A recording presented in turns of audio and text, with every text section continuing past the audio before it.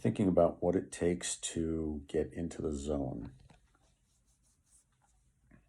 And my conclusion is that in order to get into the zone, in order to get into flow, in order to get into a place where our intuition is functioning, we have to move. We have to have a process. We have to get into a rhythm by doing something that's familiar. I'm thinking about this because in our coaching school, we are doing final exams right now. And the exam consists of one student coaching one of the teachers for half an hour. And the first student to do the exam is having to retake it. And the reason they're having to retake it is because they didn't do the process of a coaching conversation. They were hoping to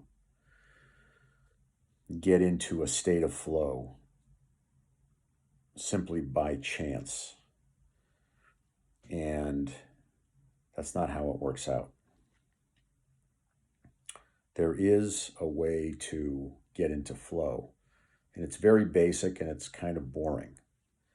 And the way to do it is to do the things that you know how to do the process. And the process itself is not intuitive or fancy.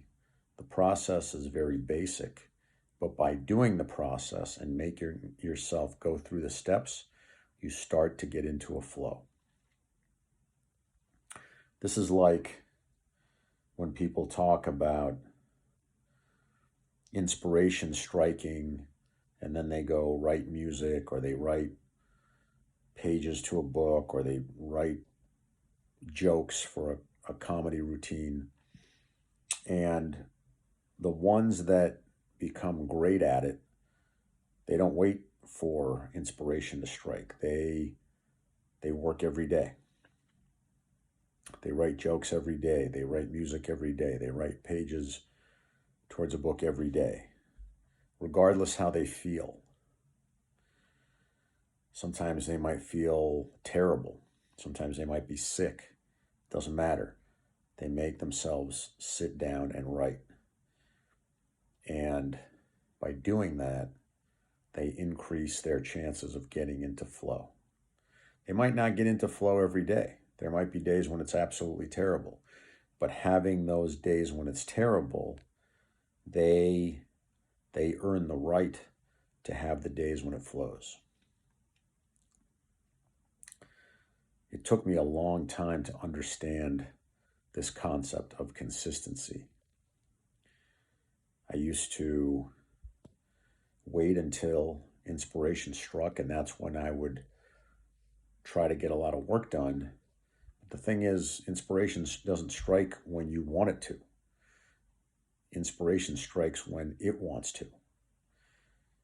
You have to train yourself to work whether or not inspiration is striking.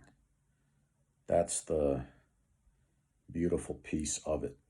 And the more you do that, the more inspiration strikes. Because the fact is that getting yourself to work when inspiration hasn't struck is inspirational. There's nothing inspirational about working when you feel like it. What's inspirational is working when you don't feel like it. So if you can get into a habit of doing something every day, day in, day out, regardless how you feel, you become your own inspiration. And so the chances of getting into flow are that much greater.